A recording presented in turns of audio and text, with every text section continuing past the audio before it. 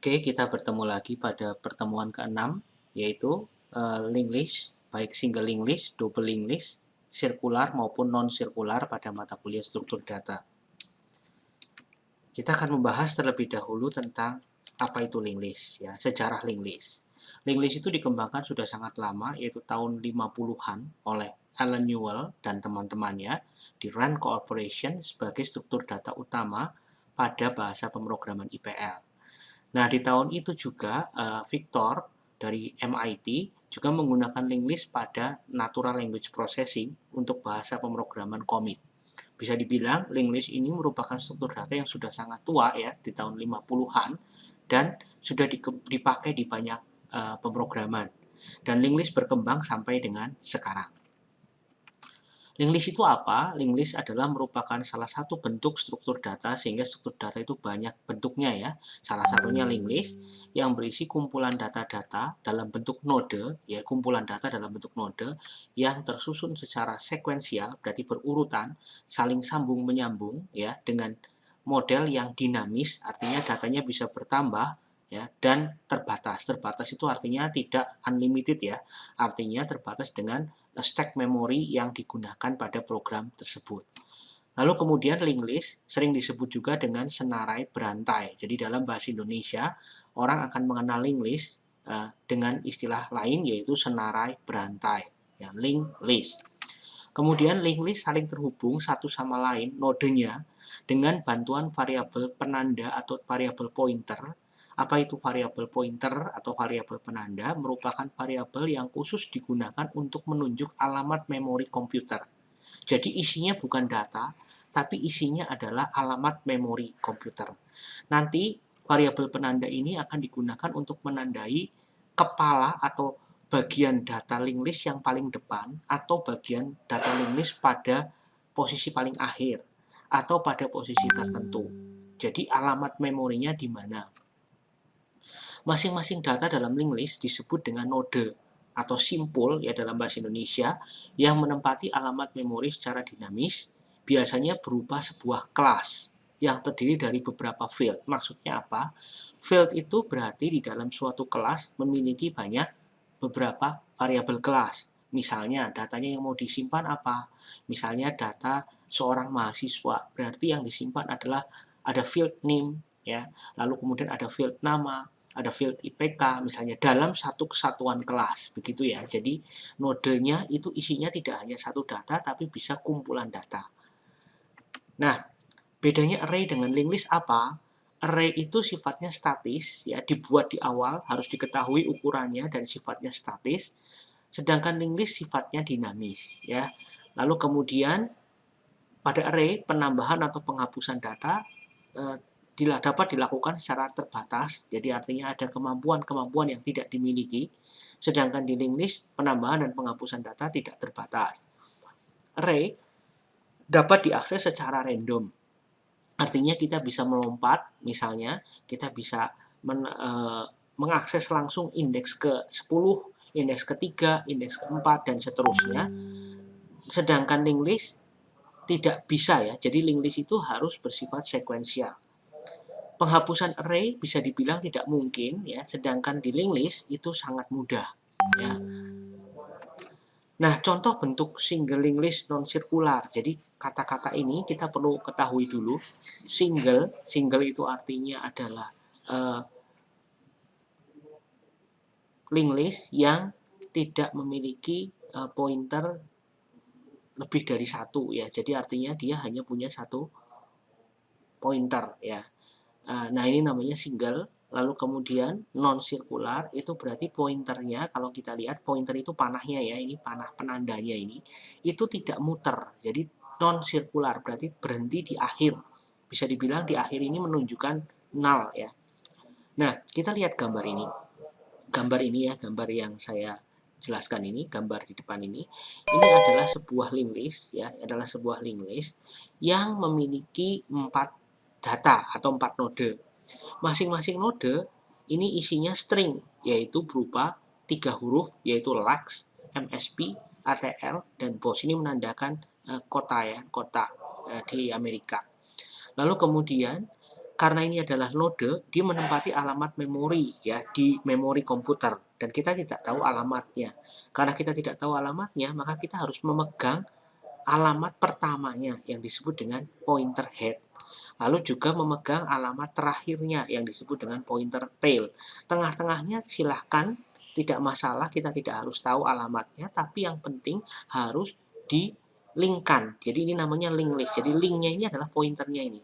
Kalau kita mengalami kesalahan, artinya linknya ini putus, maka data kita menjadi kacau. Bisa dibilang begitu.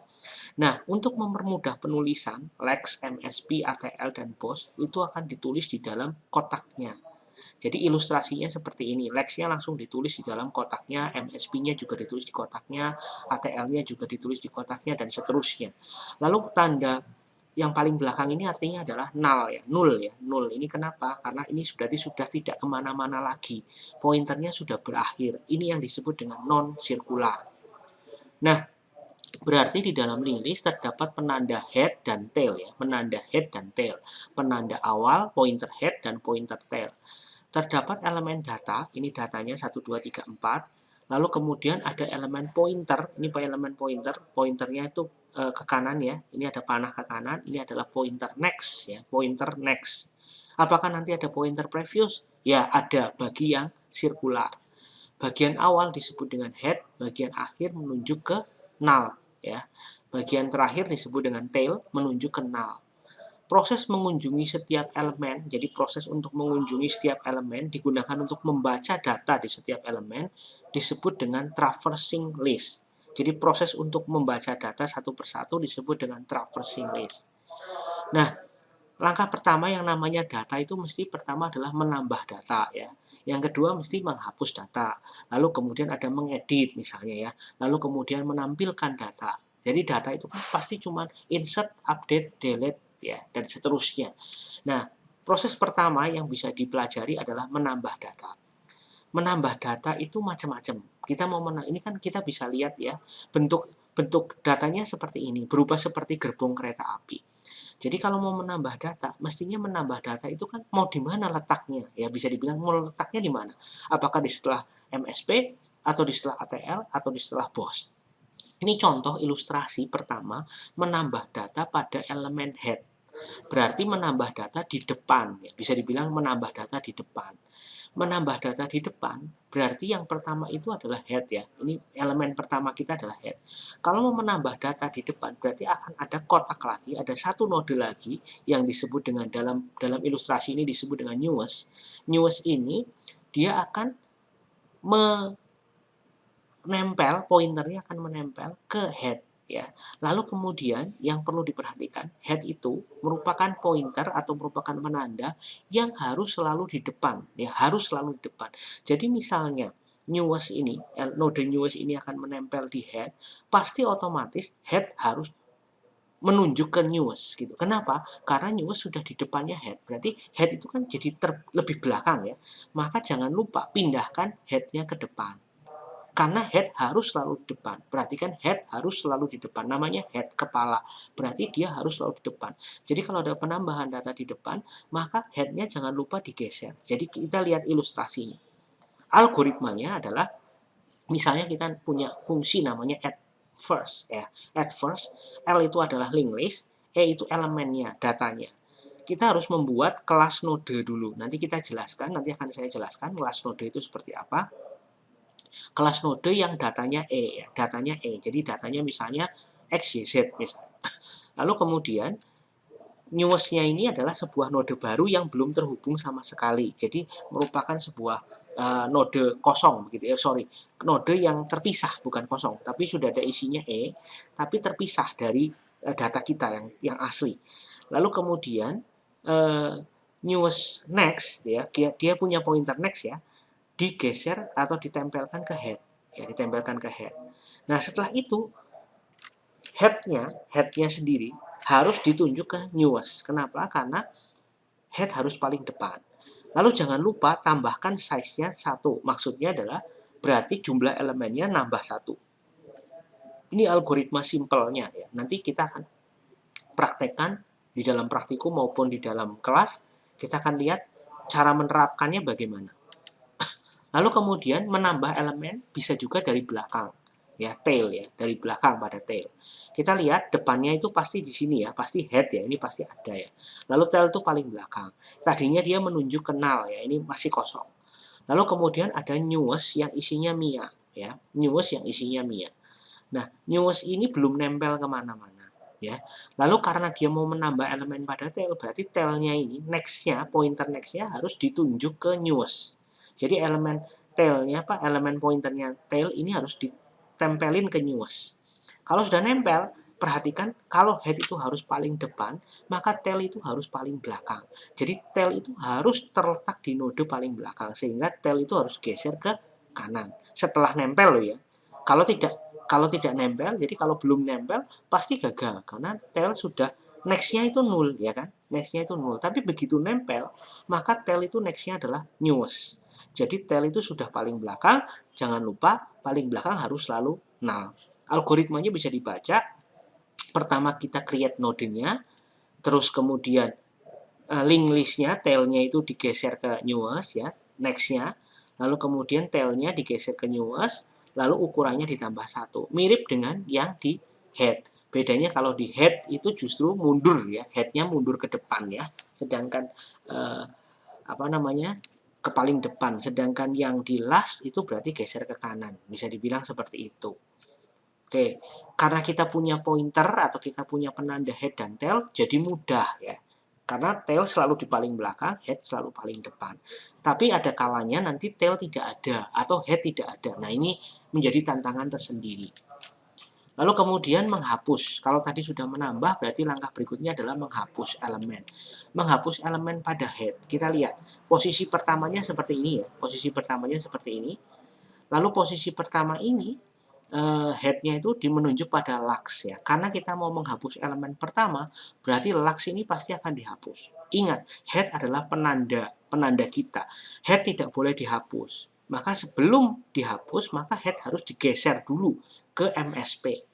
Ya, jadi menghapus itu artinya head-nya digeser saja ke MSP, lalu kemudian supaya lux-nya ini tidak terkatung-katung di memori, biar tidak boros di memori, maka sebaiknya lux ini di-delete ya, di-delete gitu. Jadi di-delete dengan perintah delete gitu ya. Nah, ini adalah algoritmanya, silahkan dibaca. Lalu kemudian menghapus elemen pada tail. Jadi menghapus elemen paling akhir ya, paling akhir. Nah, kalau mau menghapus elemen paling akhir, berarti poin terhapusnya itu menunjuk kepada elemen tail ya. Tapi tail tidak boleh dihapus. Tail harus bergerak ke kiri dulu atau mundur ke belakang dulu supaya tidak terhapus. Maka tail itu harus geser ke kiri ya. Pertanyaannya adalah bagaimana cara tail geser ke kiri? Ya kan? Bagaimana cara tail geser ke kiri? Nah, itu yang perlu diperhatikan. Jadi, ini tantangan khusus ya. Kenapa tantangan? Karena tail itu secara default tidak bisa geser ke kiri, tidak bisa geser ke kiri karena panahnya hanya panah ke kanan.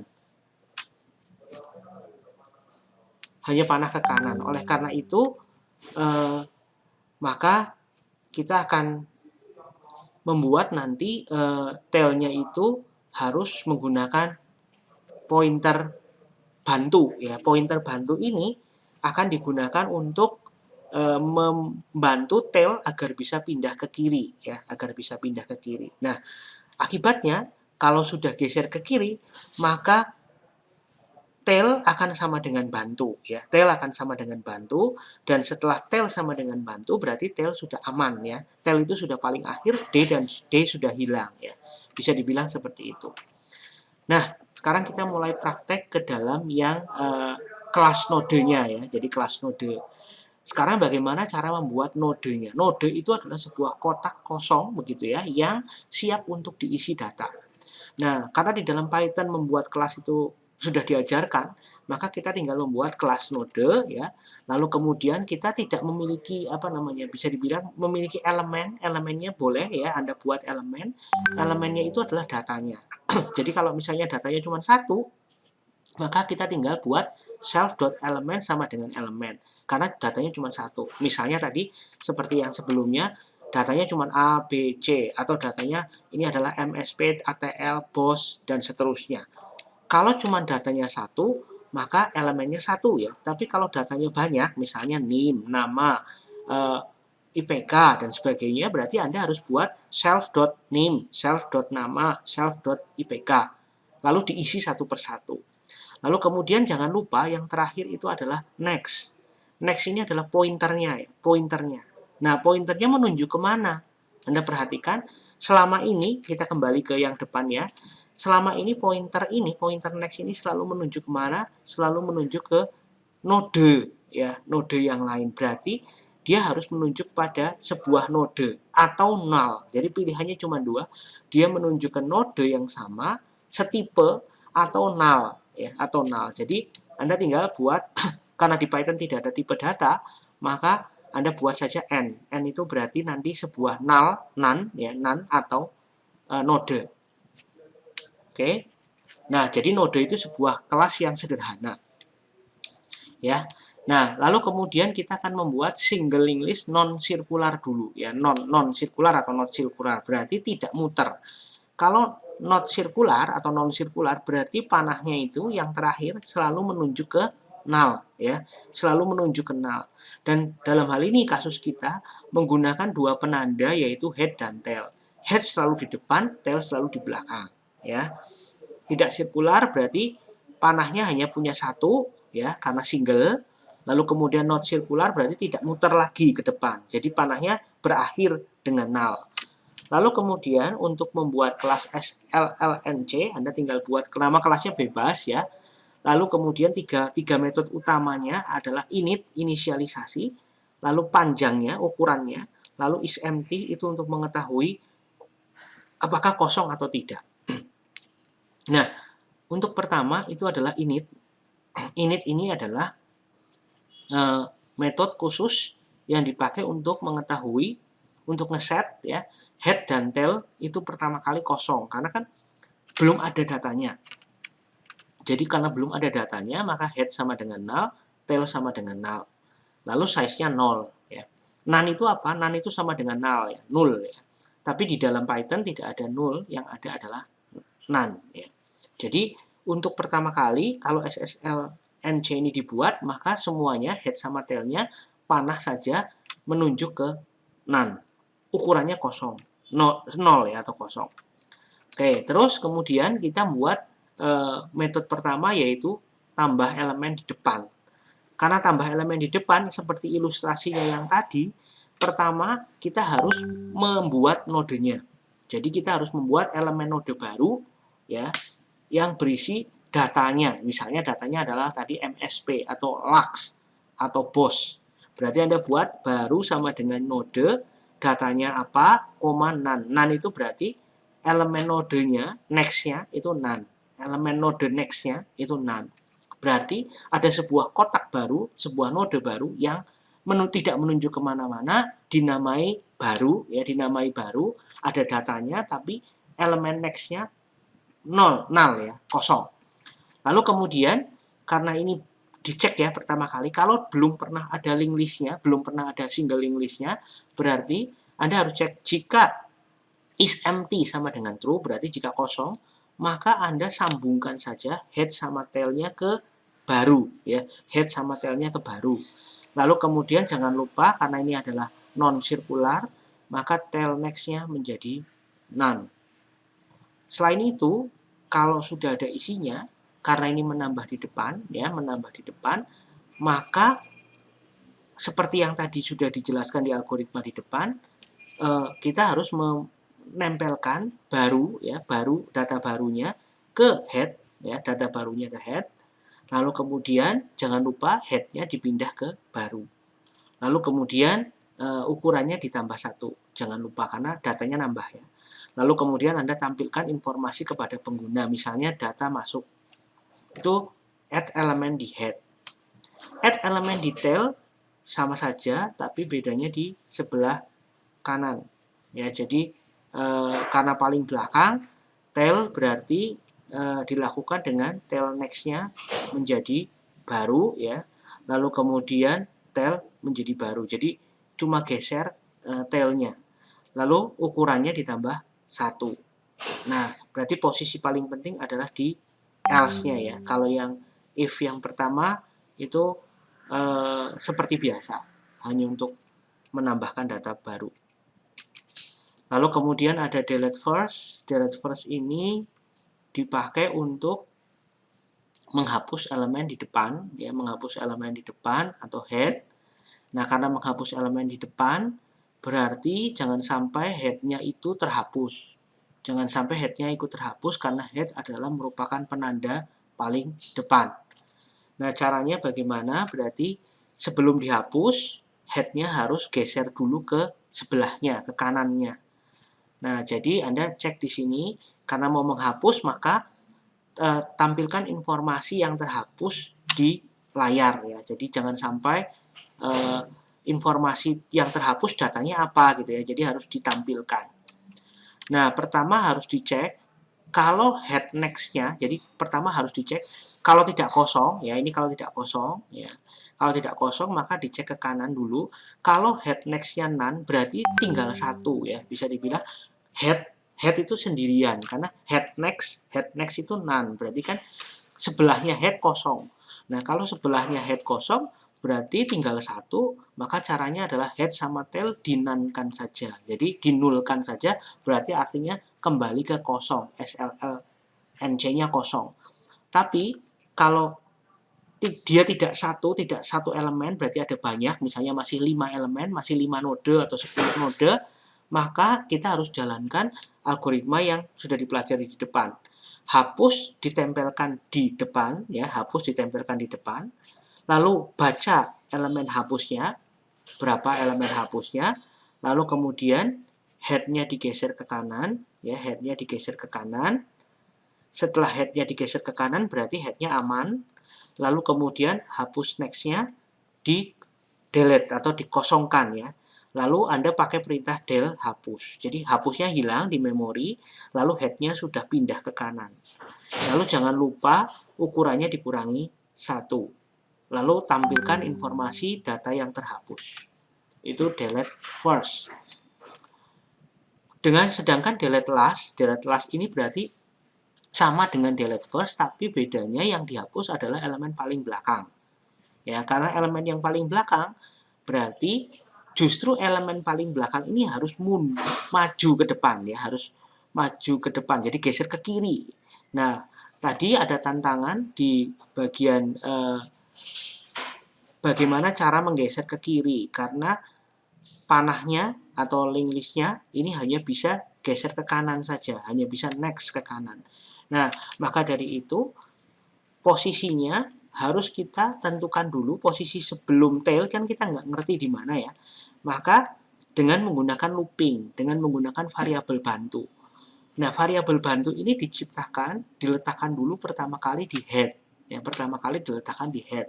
Kenapa? Karena kita itu punya data linked list pertama kali selalu dari awal selalu ditampilkan dalam bentuk head, ya. Jadi bantu harus ditempelkan di head. Setelah itu Anda cek apakah head tidak sama dengan tail, ya. Kalau head tidak sama dengan tail, artinya head itu ada temennya, ada data yang lain gitu, ya. Lalu kemudian Anda looping selama bantu next tidak sama dengan self tail. Selama bantu next tidak sama dengan self tail, itu artinya selama bantu setelahnya bantu, ya, tidak sama dengan elemen terakhir, maka bantunya digeser. Jadi artinya Anda itu mau mengetahui apakah elemen bantu, apakah node bantu itu di paling kanan setelahnya itu adalah elemen elemen next atau bukan. Nah, kalau sebelahnya itu adalah elemen next, maka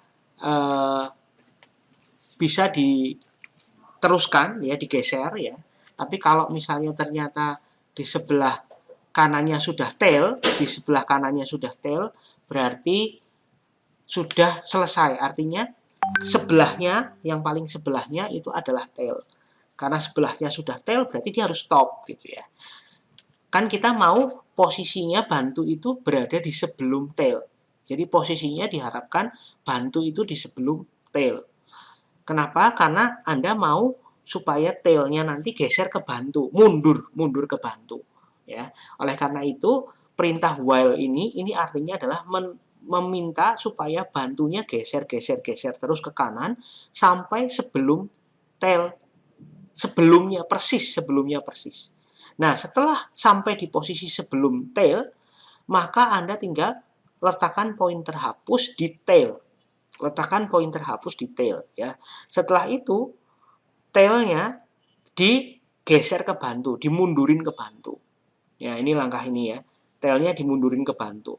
Setelah itu, karena sudah aman ya, tailnya sudah mundur, maka D sama dengan hapus elemen, ini berarti hapusnya dibaca datanya, lalu kemudian berarti data sudah tersimpan, sudah terambil, delete hapus, berarti hapus sudah hilang, tail sudah aman di belakangnya hapus, lalu kemudian jangan lupa tailnya di next none. Ya, jadi tail next-nya yang tadinya masih terhubung ke tail next-nya yang masih terhubung sebelumnya ke elemen setelahnya itu sudah terhapus.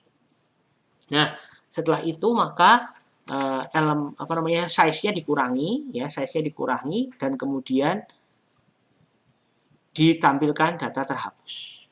Oke, seperti itu. Nah, kita akan bisa coba lihat ya untuk ilustrasinya ya. Kita akan escape, lalu kemudian kita akan tambahkan satu slide. Nah, lalu kemudian kita akan gambar ya. Nah, misalnya seperti ini ya, bisa dibilang. Ini ilustrasinya. Saya gambar.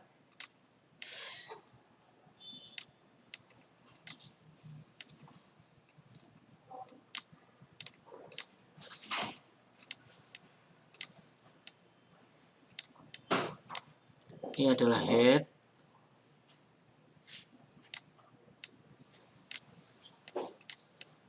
Ini tail.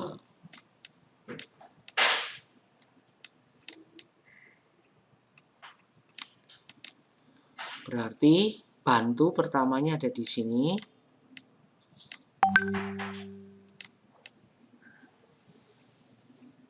Terus kemudian dia diminta untuk geser ke kanan dengan looping sampai sebelum tail.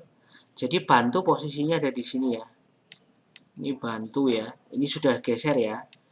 Nah, setelah bantu ada di sini, lalu hapus diletakkan di sini. Nah, setelah hapus diletakkan di sini, tailnya digeser ke kiri.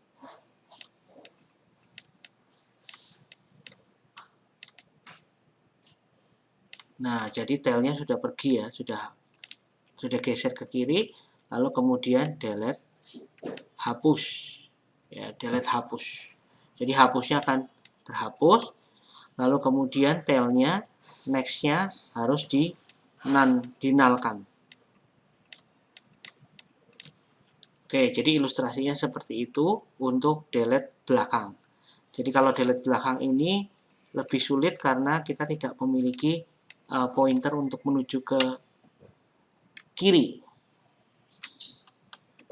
Oke, nah kemudian untuk print, untuk menampilkan data, kita bisa menampilkan data dengan menggunakan looping biasa ya. Yang penting jangan sampai head dan tail-nya pergi ya. Karena head dan tail itu penanda di awal dan di akhir.